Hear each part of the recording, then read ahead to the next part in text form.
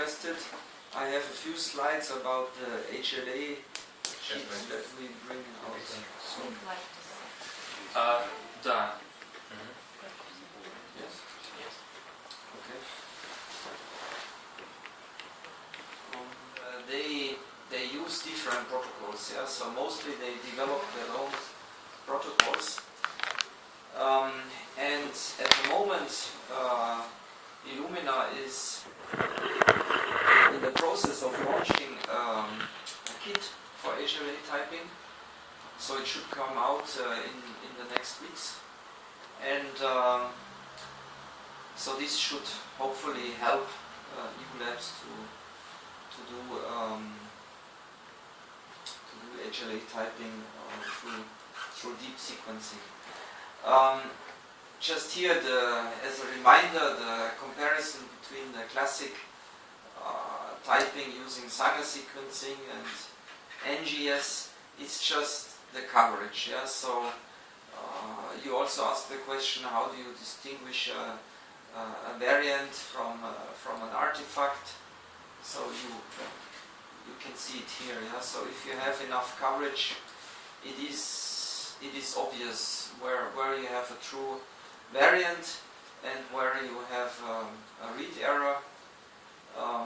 So in comparison, Saga sequencing, it's 2 times coverage, and there it's already getting difficult. Yeah. So you have to interpret these chromatograms, but here with potentially thousands of reads that overlap, it is clear, and the software can do it automatically. It's just our sequencing portfolio. You've seen this. This is number of experiments that have been published to the NCBI Sequence Read Archive. So until January 2014. So these are experiments on MySeq and competitive instruments. This is the MySeq DX. So this is technically it's exactly the same as the MySeq, but the software is different. And this has been registered with FDA and with CE. So it can be used as a diagnostic instrument together with the cystic fibrosis assay and the universal reagent kit. This publication refers to the DKMS in Dresden. So at this time they had 13 MySeqs. I think now they have 3 more. So anyway, they processed 12,000 samples per week, and they exclusively use them for HLA typing. They pool 384 samples, so it's their own protocol. They have they're using Fluidigm for automated sample preparation. And this other publication, it's about clinical microbiology. There they tested the 3 benchtop NGS systems, so MySeq, PGM, and Roche 454, to discover a pathogen that is highly diluted in blood samples. So and they found that MySeq could uncover 95% of the genome of this pathogen. PGM could uncover 12%, and 454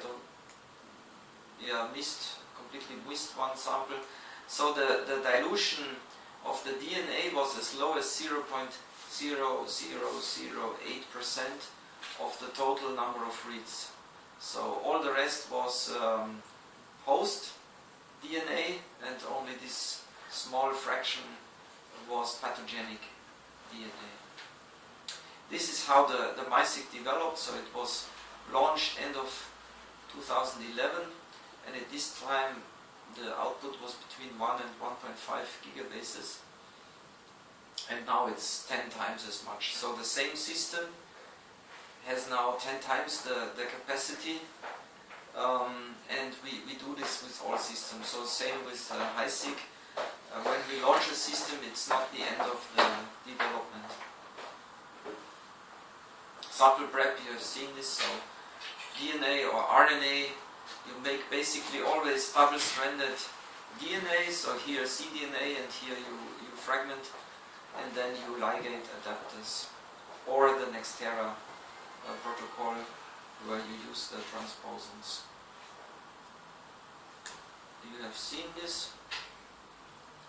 Really the big advantage of sequencing by synthesis is that you have no problems with homopolymer repeats because of the nature of this chemistry, because always only one single base gets incorporated in one cycle, and not like in pyrosequencing or techniques that are used by Ion Torrent and Roche, where you can incorporate in one cycle several DNTPs of the same type. So for example, these 4 DNTPs, they would be incorporated in one cycle on the Roche sequencer, and the disadvantage is that then if it's a long stretch, so with 4 maybe it's not a problem, but if they are 8, 9, 10, then it becomes difficult to distinguish between 10 and 11 Ts. So that's why in total the error rate is lower. We have a better accuracy with SBS chemistry. You are quite flexible in the selection of the read length, so you can do really short reads, for example ChIP-seq, RNA-seq, or short applicons. There you don't need long reads, so there is no reason to do that. You only sequence the adapter if you do longer reads here.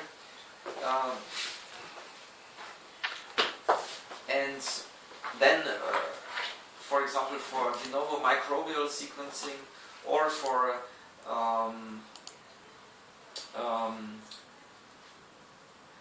complex genomes or HLA-typing, it is advantageous to have longer reads.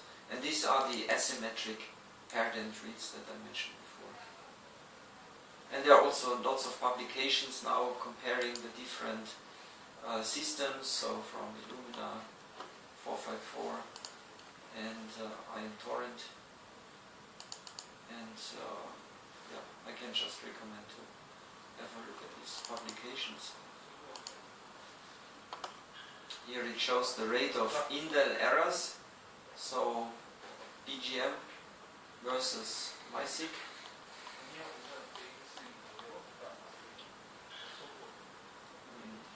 Also in terms of equipment, for PGM you need much more additional equipment.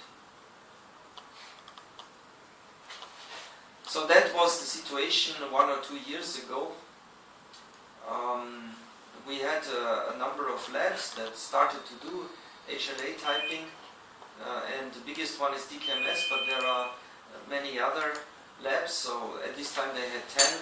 When I started with DKMS, they had 1 MySeq, and they were still using Sanger, and so they are continuously increasing the throughput. But we have a lot of other labs. For example, Dr. Klein in Munich, they have a fully automated workflow. They use the MySeq. They do low resolution HLA-typing, but with a high throughput, so they pool up to 800 samples in one single experiment, so the cost is very low per sample. And they are quite collaborative, so if you're interested in this, maybe they would be willing to show you their workflow. And there are lots of publications. So this Japanese group, they do high resolution HLA-typing. So they cover all these regions completely with paired and 2x250 base pair reads. So they amplify them, and then used Nextera workflow, and they tested it with a number of family trials and describe their workflow. So their workflow, it's quite sophisticated. It takes a longer time, but it is high resolution sequencing, so the quality is very good what they get. Here is another publication.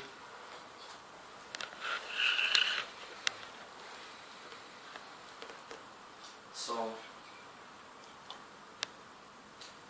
yeah, again, yeah, it's a long protocol, 5 days. But you get a very good resolution.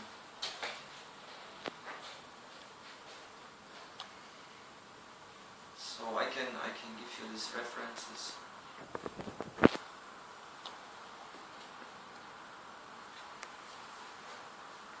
You've seen Nextera, that's not new for you.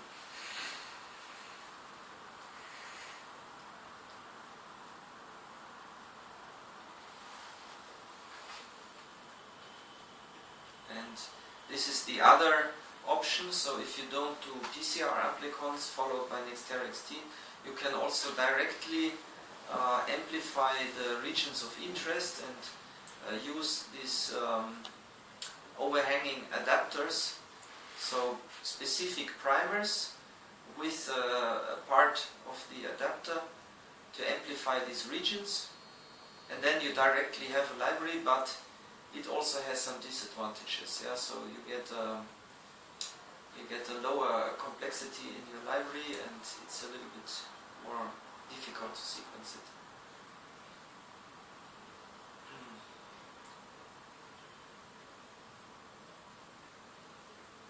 But if you're interested, of course, we can also give you the sequences. So to increase the complexity,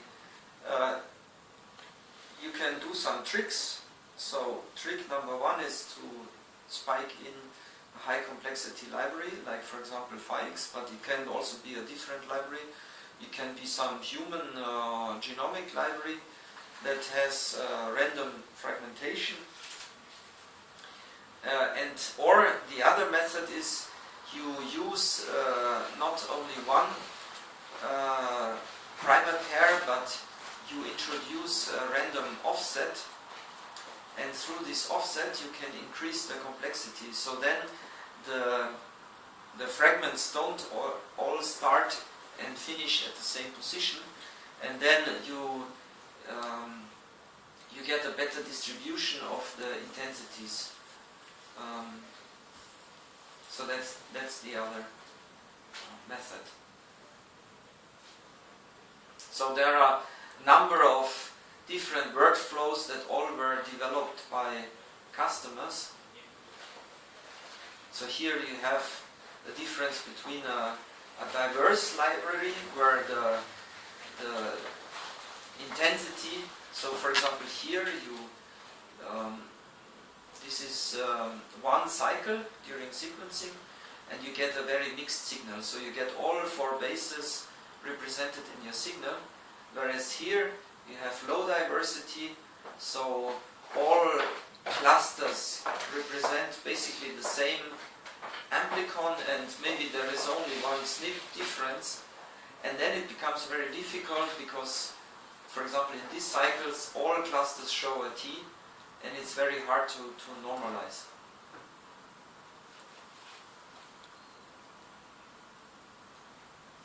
So there are just some considerations how you can improve the library design.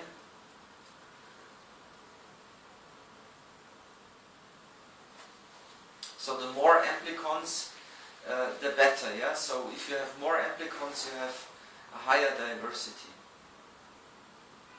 And this is the other method.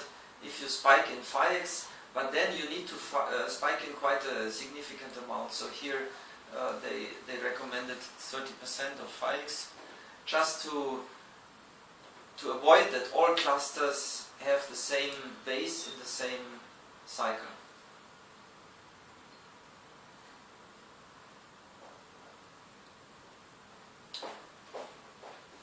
we have posters, yeah, showing the whole workflow.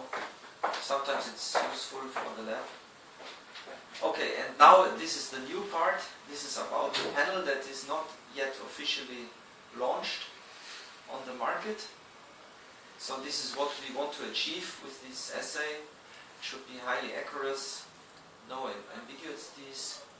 You should be able to do phase sequencing at gene resolution.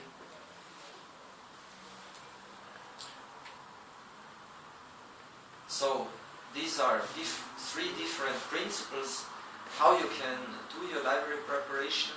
I described already amplicon, and hybrid capture is a pull down, and this is what we decided to go for. It's long range PCR followed by shotgun sequencing. So it is maybe a little bit slower than the amplicon workflow, but it doesn't have these problems with low diversity. So it is very well suitable to get phased information. Alignment accuracy is good and resolution is good. So we use paired-end sequencing, and we use long fragments. So we have modified the standard protocol to get really long fragments of about 1 kb in order to phase polymorphisms that are more than 800 base pairs apart. And then with the combination of long fragments and paired end, we can discover these complex regions. The problem is the HLA region is highly repetitive, and this is why we need this long read. So these are the targets that are covered. So it's covering 8 genes.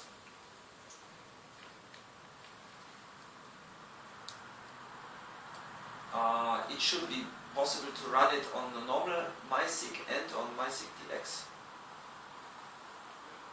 And this is the workflow. So first you do long range PCR, then with Nextera you make your library preparation and then the sequencing, and we also develop a specific software for that.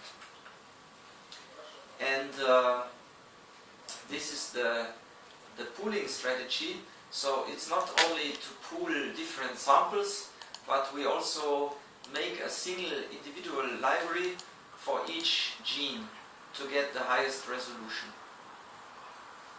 So we make 8 libraries for one sample, for each individual gene, one library, and afterwards we pool them. And we use this combination of the I7 indices for the rows and the I5 indices for the columns. And then you have 96 wells or 12 samples. The total workflow should be possible to finish in less than 4 days.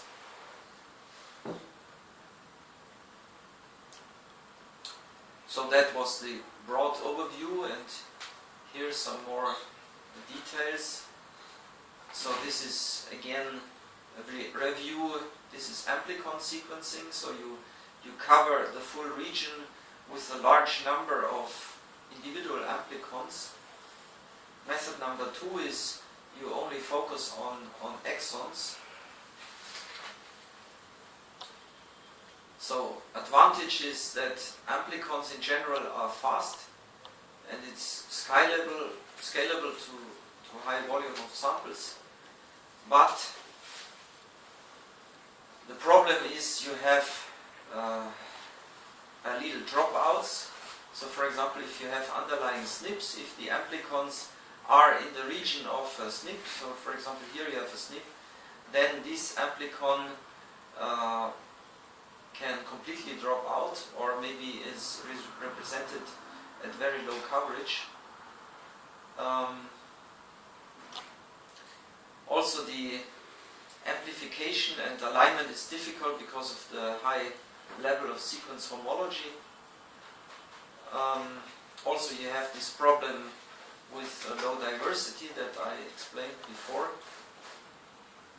So there are a number of reasons why amplicons they can be done, and for example DKMS, they use amplicon, and they needed quite a long time to optimize it. So now it's working, but it has some disadvantages. Hybrid capture, that's the other method. So you do shotgun, and then you using long probes for a pull down, similar to exome enrichment, but again for the HLA region this is difficult because of the high degree of homology. And this is what we want to do, long-range PCR in combination with shotgun library preparation.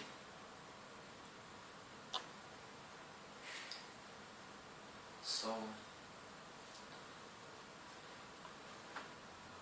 you need good quality DNA. So the amplicons are a little bit more robust if you have bad quality, but in most other aspects this protocol is better. Okay, so this was just an overview of our strategy for HLA typing, and in the next weeks we will bring out the kit. Next weeks? I don't know exactly. Yeah, so. Does this kit contain primers for Glicon, for PCR, long-range PCR?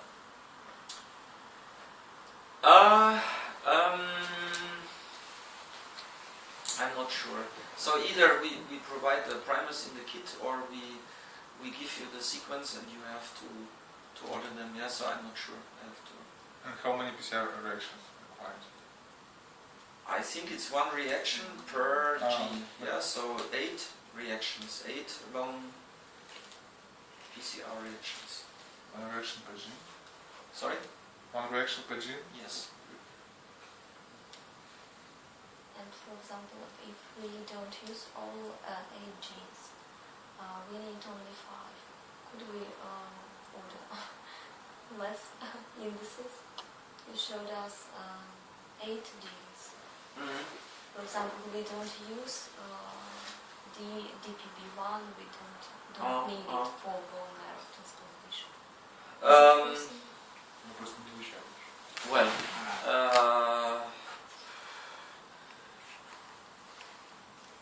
I mean, you can probably do only 5 amplicons, but I'm not sure how the software will deal with it.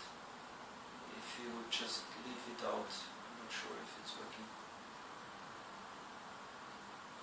So it will not be cheaper. It will not change in terms of price and work. It's the same.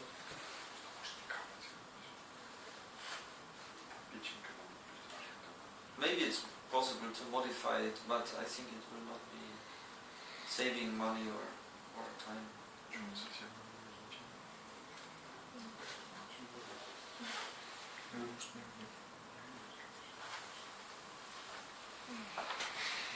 Ну что, finished?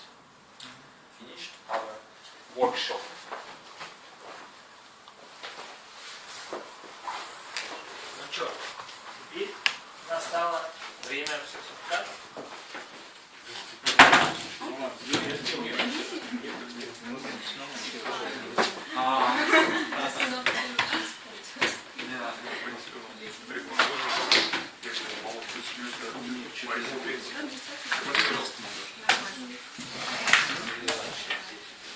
Иногда.